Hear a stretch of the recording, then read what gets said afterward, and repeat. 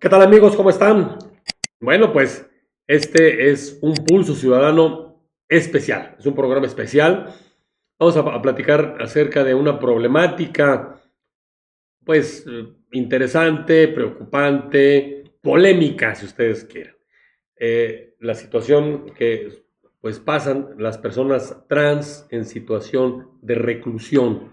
Y para ello, le agradezco mucho que está aquí con nosotros la presidenta de la Asociación Civil Almas Cautivas, Ari Vera. Bienvenida, Ari Vera. Muchísimas gracias. Un saludo a todo tu público y agradecerles que nos acompañen y nos estén viendo desde sus casas, la cocina, el baño, donde estén. Muchísimas gracias. Donde estén, en el auto, no sé dónde estén. Muy bien. Oye, pues este es un tema polémico, pero yo quisiera que comencemos para que vayamos acercándonos a la problemática, pues de una manera introductoria y para darnos un poquito más de contexto. Escuchamos mucho, cada vez más, problemáticas aquí en la Ciudad de México, en un centro comercial, no hace mucho, una problemática allí con una persona trans que entró a un baño donde pues causó molestias y bueno, y luego la sacaron, en fin. Explícanos un poquito el concepto de trans. ¿Qué es una persona trans? Porque oímos muchas derivaciones del concepto trans. Pues una persona trans, el concepto trans es un concepto paraguas que arropa a diferentes conceptos dentro del concepto de identidad de género. Ujú. Todos tenemos, recordemos que todas las personas tenemos identidad de género, absolutamente todos. Tú tienes una identidad de género, todas las personas que nos están viendo y escuchando tienen una identidad de género. Y cuando ustedes eran muy pequeñitos, pequeñitas, pequeñites, pues todas las personas se identificaron desde muy chiquitas si se asumían un chico, una chica, una mujer o un hombre. Las personas trans, cuando identificamos quienes nos autopercibimos, buscamos de diferentes maneras hacer una transición en el género que se nos fue impuesto, y cuando nos referimos impuesto es porque el doctor nos vio nacer o la doctora nos vio nacer, vio una genitalia y dijo, bueno, este es un chico, esta es una chica, y tendrán que educarle como es un chico o una chica. Y las personas trans, cuando nos reconocemos desde muy pequeñitas, que no nos identificamos a lo que nos dijeron los doctores o a la que la sociedad nos impuso, pues entonces buscamos transicionar. Ujú. Es decir, hay personas trans que transicionan nacen con una genitalia masculina y transicionan a lo femenino. Hay personas trans que nacen con una genitalia femenina y transicionan a lo masculino. Normalmente a estos dos conceptos se les conoce una mujer trans o un hombre trans.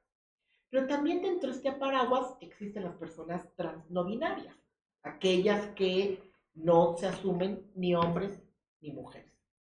Por muchos años, el concepto de personas trans se utilizó en estos conceptos como transexual, transgénero, travesti. Ujú. Estos conceptos, en lo particular, a mí no me gusta abordarlos mucho porque fueron conceptos creados a partir de la medicina, a Ujú. partir de la psicología, a partir de la psiquiatría, y Sí. que terminaron patologizando a las identidades trans.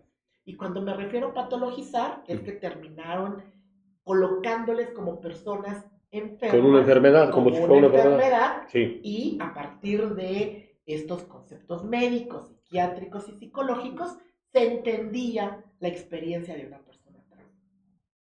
Y la diferencia, pues en realidad, muchas veces tiene que ver otros aspectos, ¿no? Sí. La mayoría de las personas transexuales son aquellas personas que hacen un tránsito identitario a partir de ciertas intervenciones quirúrgicas. Ujú. Pero el dinero no puede ser un factor para que entonces te asigne tu identidad. Bueno, sí, porque esas operaciones han de ser carísimas, Pues ¿no? imagínate, no son muy Y no, caras. y no te las hacen en el seguro, por Totalmente. supuesto. No son gratuitas, No son exactamente. No, gratuitas, no entra dentro del programa de gratuidad. de Entonces gratuidad. tampoco el dinero puede ser un factor que te identifique como persona, Ujú, ¿no? ujú. Entonces, si bien han ayudado de alguna manera estos conceptos a identificar experiencias o vivencias de personas trans. En realidad, la mayoría del colectivo trans nos sentimos mucho más a gusto y conforme con este concepto paraguas que engloba a muchas experiencias de personas trans. Hay un autor que se llama Vitit Mutarjorp. Él fue el experto independiente para Naciones Unidas sobre temas de identidad de género y orientación sexual. Y Vitit, en una de sus investigaciones, decía que existen más de 112 identidades de género. Ah, caray. Muchísimas. 112. Bueno, 112. Yo creo que a este autor, el nuevo presidente de los Estados Unidos, nunca lo leyó. Por supuesto. Ni lo leerá. Ni lo leerá. Ni lo leerá porque para hoy titulares de gobiernos como Donald Trump, por supuesto que están buscando un borrado de las personas trans, y pareciera que estamos regresando, ¿no?, a siglos en donde había una cacería. ¿A qué se debe? Salimos tantito del tema principal. ¿A qué consideras que se debe esta regresión, como bien lo dices, ¿no? Pues mira, sin ánimos de crear polémica. Ni conflictos internacionales.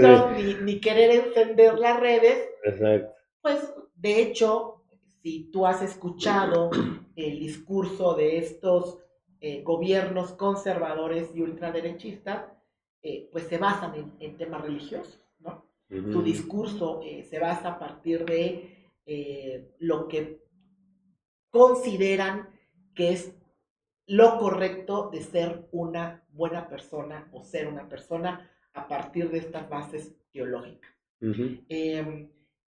Cuando estamos hablando que aparecen las religiones monoteístas, uh-huh, a partir de los años 400 después de Cristo, las religiones monoteístas lo que hacían era señalar a las personas diversas como pecadoras, ¿no?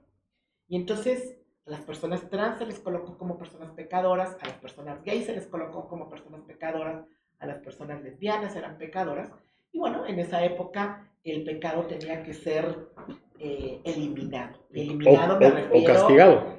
No, eso pasó después. Primero eliminado. Primero eliminado. O sea, primero el pecado tenía que ser eliminado. Eliminado a través de quitarle la vida a alguien. Eliminar a la persona. De lapidaciones, a través de ahorcamientos, plazas públicas. Las santas inquisiciones. Por supuesto. Primero tenían que ser eliminados. Uh-huh. Ya después, cuando entramos a una edad más contemporánea, estamos hablando como la Revolución Francesa, de hecho empieza uh-huh a crearse las artes penitenciarias, pues lo hablaremos más adelante, uh-huh, se comienza a considerar a la diversidad de las personas, sobre todo a las personas trans, a las personas gays, como un delito. Uh-huh. Y entonces se les castiga a través de la cárcel, ¿no? Se les encierra. Y ya cuando entramos en otra época mucho más contemporánea, pues se les considera a las personas trans o a las personas LGBT en general, personas enfermas. De hecho, la homosexualidad dejó de ser considerada como una enfermedad mental en 1990. Estamos hablando de hace 40 años. Tiene poco realmente. Muy poco. Y las personas trans dejaron de ser consideradas hace no más de 3 años como personas enfermas mentales. Y estamos hablando de hace 3 años. Hace 3 años, o sea, en el 2022. O sea, en el 2019, 20, 2022, 2021... Uh-huh. Se hace una modificación al DSM-5 y al CIE-11, que estos son manuales de psiquiatría y psicología, en donde ahora cambia el concepto. Antes se le conocía como disforia de género a las personas que hacíamos este tránsito identitario, uh-huh, hoy se le conoce como incongruencia de género y se le coloca en atención a la salud sexual y sale de la sección de enfermedades mentales. Pero esto sucedió hace 3 años, 4 años. Muy poco, realmente muy poco. Entonces, ahora imagínate cómo desmantelamos uh-huh siglos de prejuicios, siglos de esta información que las personas diversas, sobre todo la comunidad LGBT y sobre todo las personas trans, uh-huh, pues no son pecadoras, no cometen un delito y tampoco son enfermas, ¿no? ¿Cómo desmantelamos esta historia, estos siglos de prejuicios que terminan afectando en el acceso a los derechos de las personas trans, que terminan afectando en la vida y en el desarrollo de vida de las personas trans. Con todo y que en la historia universal, bueno, pues de la Revolución Francesa para acá también se han promovido los derechos humanos, ¿no? Y se ha hablado de los derechos humanos y en México desde el 2011 se han establecido como tal desde el artículo primero de nuestra Constitución. Pero sí es sorprendente que tenga pues tan poco tiempo de que haya dejado de ser considerada una enfermedad psiquiátrica, como lo señalas, ¿no? Y también Bien. tomemos en cuenta que, como bien tú dices, si los derechos humanos tuvieron su auge a partir de la Revolución Francesa, pero tenemos que recordar que los derechos se decían los derechos del hombre. Del hombre, sí, es Sí, cierto. y entonces, claro, Del hombre, hay un sesgo, del hombre y del ciudadano. por supuesto, ¿no? Hay un sesgo muy importante que impactó Sí, a lo claro. largo de la historia. Sí, claro, por supuesto. Pues sí, que bueno, eso nos llevaría a hablar de otro tema, porque luego se ha ido la balanza en momentos o en ciertas circunstancias al otro lado, donde ahora los derechos de la mujer pareciera que son pues un poco más elevados que los del hombre, y en un MP, pues el MP tiene pues no solo la indicación, sino más bien la ley le señala la necesidad de atender, escuchar mucho más a la mujer que al hombre, ¿no? Y bueno, eso ha provocado abusos también del otro lado, pero bueno, ese es otro tema. Regresemos un poco a esto, porque dentro de estos impactos diferenciados de lo que nos hablas, porque bueno, a final de cuentas, el ser humano en sus diferentes ámbitos de desarrollo, de crecimiento, en la escuela, en la familia primero, ¿no? O sea, primero desde que tus padres se enteran o lo ocultas o qué tanto lo ocultas o qué tanto te comprenden tus padres y luego el resto de tu familia, y luego en la escuela y luego en tu desarrollo profesional. O sea, son muchos impactos realmente que van teniendo quienes pues deciden en algún momento hacer esta transición. ¿Sí es correcto? Bueno, ¿Cuáles son esos impactos? A ver, platícanos un pues poquito. mira, en realidad hay muchos. Los Ujú, más preocupantes, de acuerdo a la Comisión Interamericana de Derechos Humanos en su informe de violencia ujú, sobre las personas LGBT en las Américas, pues la expectativa de vida de las personas trans en Latinoamérica es de 35 años de edad. Y ahí tenemos un primer impacto completamente diferenciado. La mayoría de la expectativa de vida de las personas en México, de cualquier persona en México, estamos hablando de 70 años, 80 años, sí. 85 años, ¿Por qué es de la mitad de las personas trans? por la violencia, precisamente por la violencia y la discriminación. No es lo mismo que una persona trans tenga acceso a la educación, no es lo mismo que una persona trans tenga acceso al derecho a la salud, no es lo mismo que una persona trans tenga acceso a un trabajo remunerado con todas las protecciones por la ley. Ujú. Normalmente siempre las personas trans desarrollamos la vida en las periferias. Siempre hemos dicho que las personas trans están en el centro de la violencia y en la periferia de los derechos. Y eso impacta. Te voy a poner también otro ejemplo muy rápido. Ujú. La mayoría de las personas LGBTI, sobre todo las personas trans, que entran a nuestro país por la frontera sur, que vienen huyendo de la violencia de sus países en Centroamérica, yo no sé si la mayoría de la persona aquí conozca la mayoría de estas problemáticas, pero muchos de los grupos criminales en estos ciudades centroamericanas, parte de la novatada para ingresar a estos grupos criminales, tienen que demostrar cierta gallardía Mm. y o esta valentía. Y la manera en que tienen que demostrar esta gallardía es violentando o asesinando a una persona LGBT. Ah, caray. Entonces, yo digo, esto mismo lo enfrentan las personas heterosexuales. Y entonces ahí vemos cómo también se impacta de manera diferenciada. Ujú. Las personas LGBT en Centroamérica tienen que huir de sus países, no por un tema de trabajo, no por un tema de salud, no por pagar una casa, no por pagar un coche, no por tener mejor salario, no, para salvaguardar su vida. Porque si no, entonces pueden ser víctimas de el homicidio El homicidio. simplemente por ser LGBT. O llegar al suicidio también, pudiera ser, ¿no? Bueno, el suicidio ante tanto toda la acoso. hostilidad, por supuesto, Sí, que las personas LGBT enfrentan. sí. No, bueno, pues Esos son algunos de los impactos diferenciados. ahora, muchas veces tenemos como correlacionado, ¿no? La comunidad LGBT, etcétera, con el alto índice de enfermedades sexuales, de transmisión sexual, ¿no? No sé si nos quieres comentar ahí un poco esta parte, porque temas de SIDA, etcétera, pues, hay una alta incidencia, ¿no? Bueno, Entonces, en realidad la incidencia, hay una categoría que la ujú, Organización Mundial de la Salud ujú, siempre se ha utilizado como HCH, que es decir, hombres que tienen sexo con otros hombres, ujú, y esto no nada más exclusivamente de la comunidad LGBT, ¿no? Eh, en realidad, esta, este prejuicio, este estigma que se le ha colocado del VIH a las personas LGBT, pues comienza con el inicio de la aparición del VIH y ujú, de SIDA, ¿no? Que ujú, se le colocó exclusivamente a la comunidad LGBTI a partir de esta idea de actos sexuales perversos ujú. entre dos personas del mismo sexo, ¿no?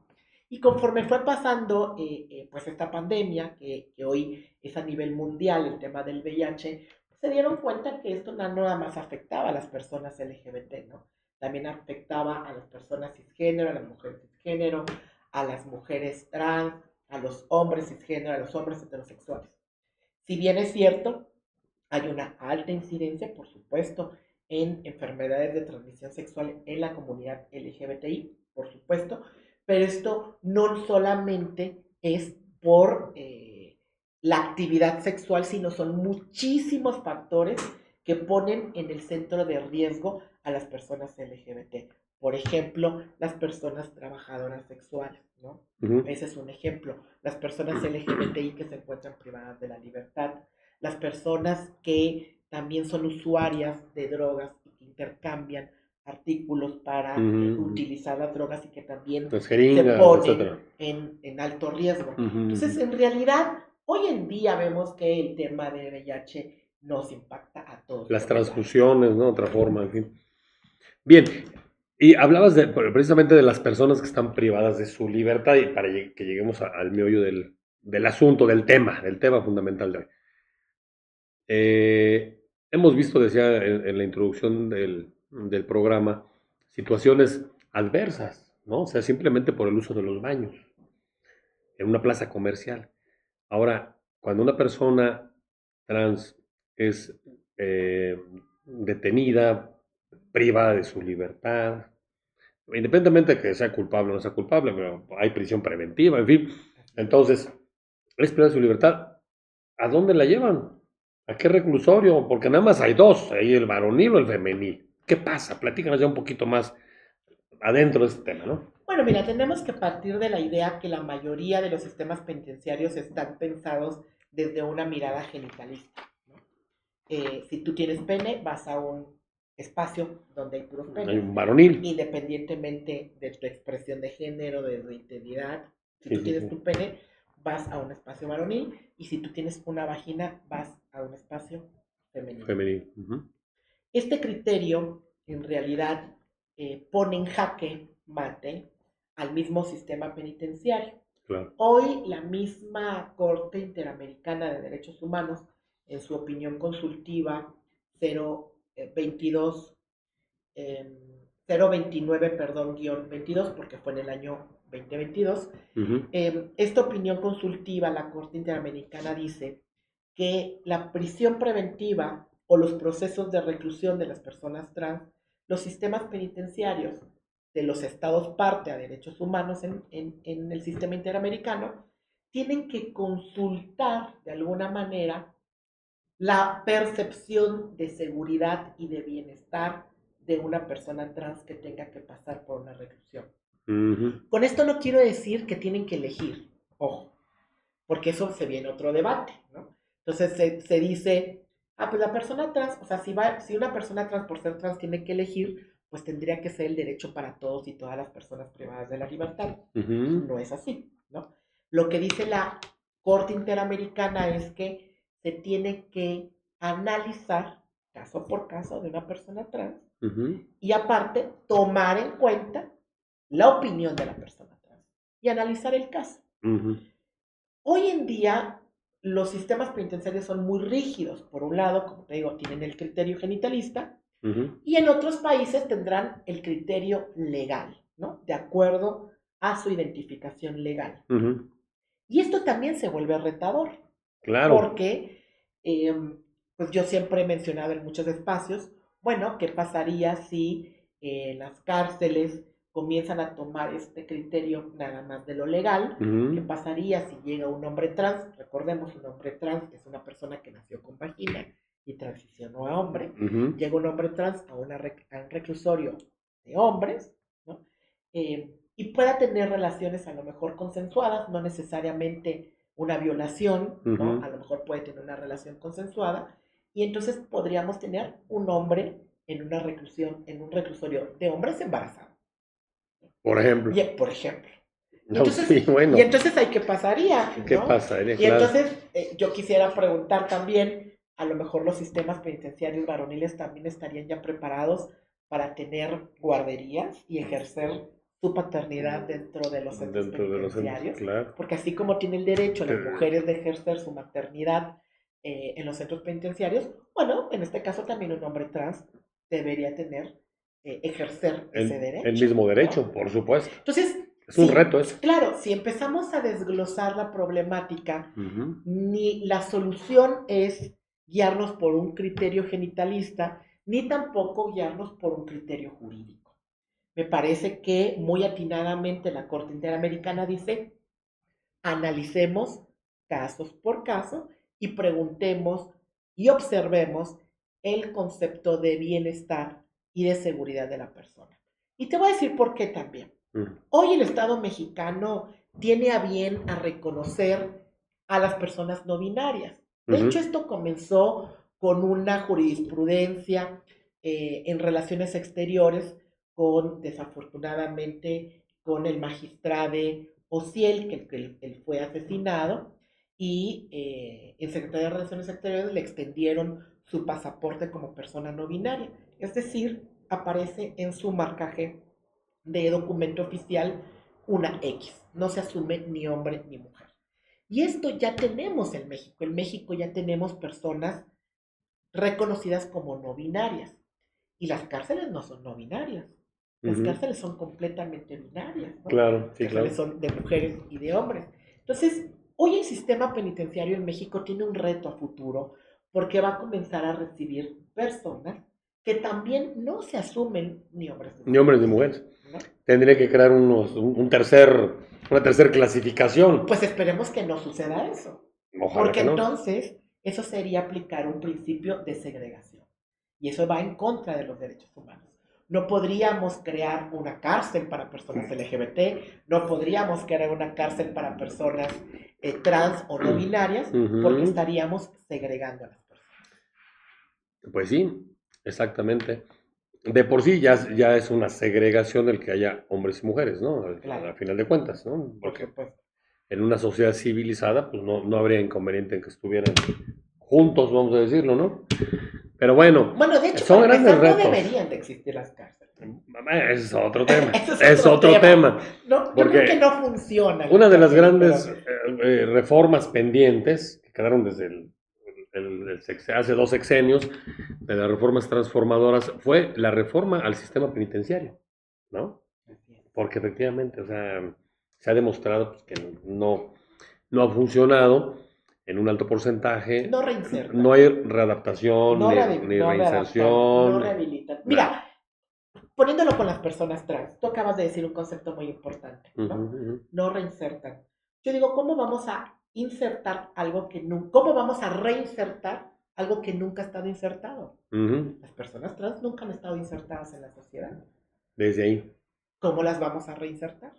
Entonces, desde ahí no funciona el concepto. ¿Qué hace Almas Cautivas?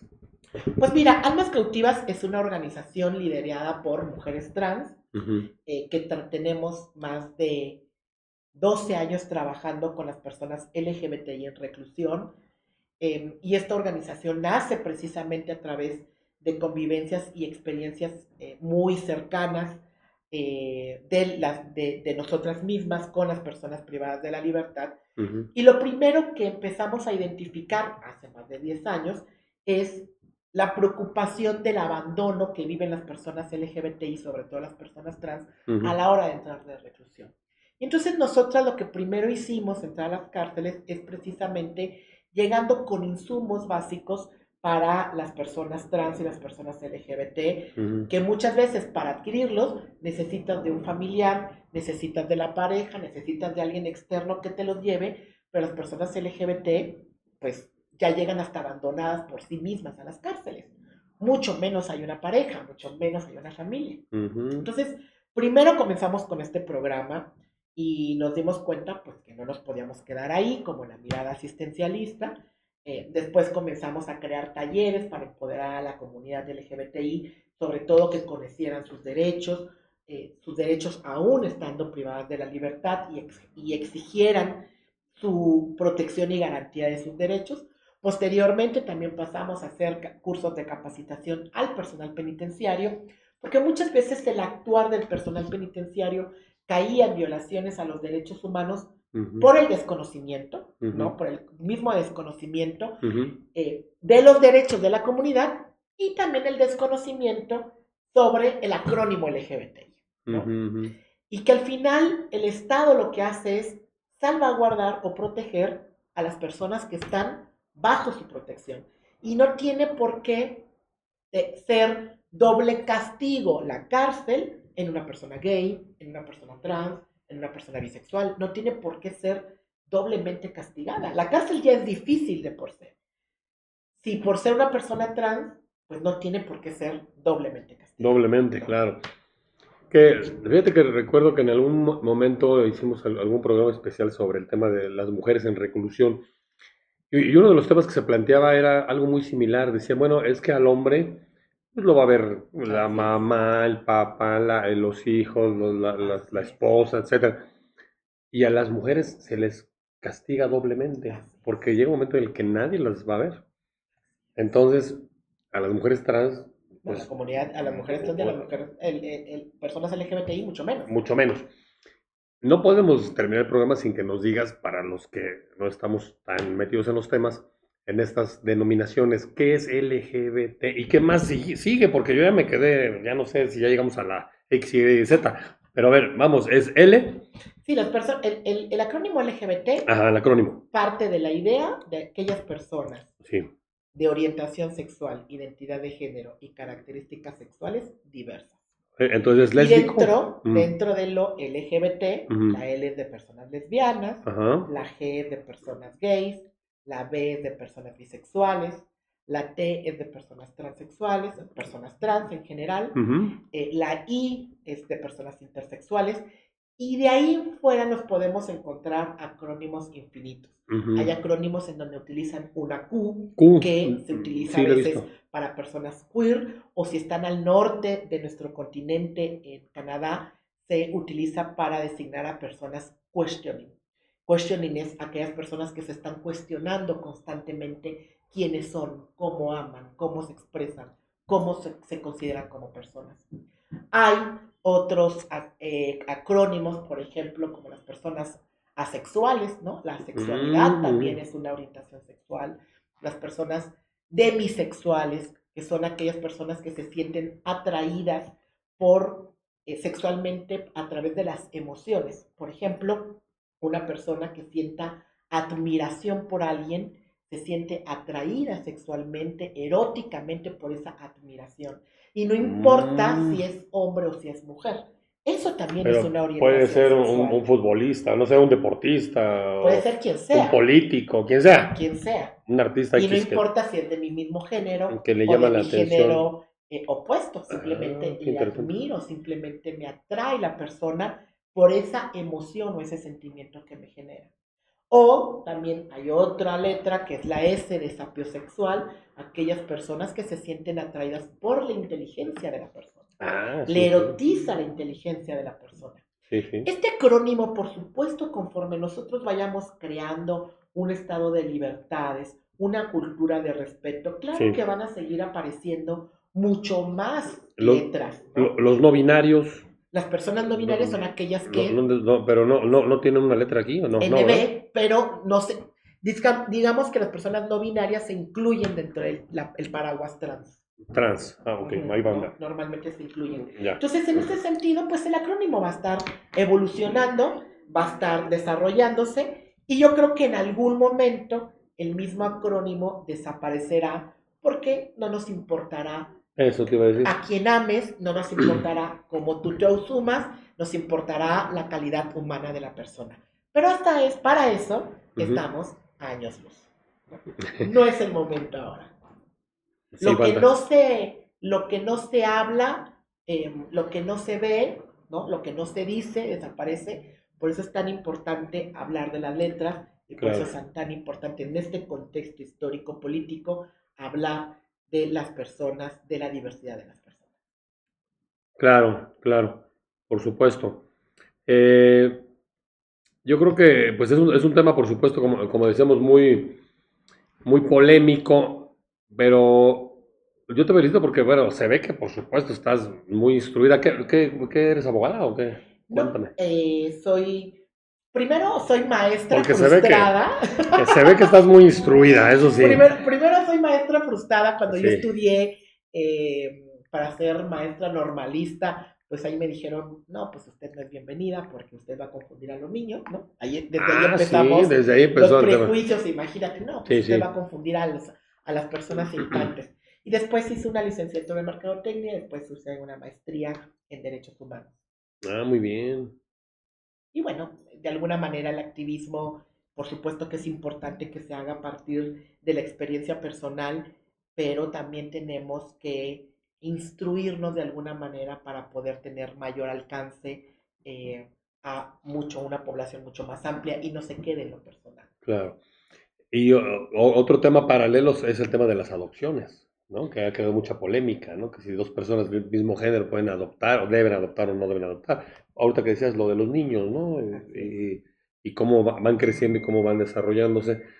En fin, bueno, pero el tema de la reclusión, ¿qué sigue? O sea, ¿qué hace falta? ¿Mejorar, cambiar la política pública en esta materia Mira, a mí me parece que de la reclusión? A ver. El Estado mexicano Ujú, primero tendría que adoptar, por ejemplo, esta opinión consultiva que te he mencionado, la ujú, 029-22 de la Corte Interamericana de Derechos Humanos. sí. Es una opinión muy completa que no solamente aborda los temas de la reclusión de las personas LGBTI trans, Ujú. sino también toma en cuenta cómo deben de ser los sistemas penitenciarios en atención a otros grupos en vulnerabilidad, como las personas con discapacidad, como las personas indígenas y como las mujeres. Entonces es una opinión consultiva muy amplia y me parece que el Estado mexicano tendrá que adoptarla y armonizarla con su andamiaje jurídico que tiene México. Ese debería Y ser hay el voluntad camino. política para hacerlo? Pues esperamos mira, a mí me parece que al menos en este momento tenemos una Presidenta con A. tenemos, Dilo. o sea, no ¿O tanto a la qué? presidenta, Pues sí, tiene que ver, déjame ¿no? decirte que la Pues es presidenta la primera Claudia, mujer. déjame decirte que la presidenta Claudia Sheinbaum cuando fue jefa de gobierno, fue la que en su promesa de campaña cumplió con la atención y la creación de una clínica trans en México. La Ciudad de México tiene a nivel mundial, y Ujú. es un ejemplo a nivel mundial, es una clínica exclusivamente para la atención de las personas trans, que es auspiciada, por supuesto, Por, con el horario público, por el ¿no? gobierno Por el de la gobierno Ciudad de México. de la Ciudad de México. ¿En, Y entonces, en ese dónde es está? un... En dónde está eso? La clínica trans está ubicada en el casco de Santo Tomás, No, en el ok. Politécnico, No es la aquí en la clínica Ciudad de Condesa. México. La clínica No. Condesa La es punto clínica y aparte. Condesa comenzó con un programa de atención a las personas trans. Ujú. Y uno de los peticiones del colectivo trans era precisamente salirnos de ese espacio de la clínica Condesa porque pues había personas trans que no vivían con VIH y de alguna manera había una doble estigmatización sobre Mm. las personas trans por ser usuarias en una clínica que atendían a personas con VIH. Con VIH, Entonces, correcto. una de las demandas del movimiento trans fue, nosotros queremos un espacio aparte, una atención integral, y este es un modelo muy innovador que, de hecho, quiero decirte que esta clínica tiene atención de médicos generales, endocrinólogos, psicólogos, psiquiatras, imagenólogos para los estudios, laboratorios, pero tiene un área social. Tiene, es decir, pues una clínica en donde no solamente funciona la salud médica, sino la salud integral, como el acompañamiento entre pares, eventos muy enfocados a las personas trans, y ahí el área comunitaria la dirige una mujer trans, a quien le mando un saludo, a Oyuki Martínez, y que este es un claro ejemplo de la buena voluntad política en crear una política pública muy específica y dirigida a una población con necesidades específicas. Entonces, esta clínica que está en el casco de Santo Tomás está dirigida a la comunidad LGBT. No, a la solamente trans. Solamente trans. Solamente personas trans. Es muy específico. Entonces los demás quedan... No, las personas, a ver, es que las personas LGBTI, y esto lo digo con mucho respeto... ¿Quedan excluidos o qué? A ver. No, pueden... Porque hablabas de la no exclusión, pero ahora esta clínica como que excluye a los demás. No, es una acción afirmativa. Ah, no, bueno. Claro, no excluye. Desde que se inventaron las acciones afirmativas. Es una acción afirmativa. Pero se excluye a los demás. No es excluyente. A ver, Mira, ¿cómo te voy a decir por qué no es excluyente. A ver. Normalmente, en la mayoría de las clínicas en la atención a la salud, si va una persona cis, cuando me refiero cis, es aquella persona que no es trans, sí, ilústranos, que su identidad de género con su cuerpo corresponde, sí. ¿No? Es decir, por ejemplo, tú eres un hombre cisgénero, ¿no? Porque tu identidad de género corresponde con tu expresión de género y con tu cuerpo. No sabemos si tú eres una persona gay, o eres una persona bisexual, o eres una persona pansexual. Pero tú eres leído como un hombre cis. Si tú vas a una clínica en este momento, a cualquier clínica que tengas alrededor en donde estamos, difícilmente vas a enfrentar exclusión o violencia. Lo que pasaba con las diferente con las personas trans. Las personas trans, al ser leídas en una clínica como persona trans, pues muchísimas veces no era atendida por ser personas trans. ¿Por qué no era atendida? Porque pensaban que ella llevaba VIH, ¿no? Porque pensaban que era una persona usuaria de drogas, porque pensaban que era una persona que traía ciertas enfermedades de transmisión sexual simplemente por ser trans. Y entonces no le daban esta atención médica. O sea, ya había prejuicios. Por supuesto. Y estaban estigmatizadas ahí. Sobre las experiencias trans. Lo que muchas veces no viven las personas gays, o no viven las personas bisexuales, o no viven las personas lesbianas, si no son leídas como diferentes. ¿Me explico? El problema es cuando tú eres leída. Muchas veces los servicios o los mismos gobiernos funcionan como este cadenero de los antros, ¿no? De quién selecciona quién entra y quién sale, ¿no? Quién participa o quién no participa dentro de la fiesta.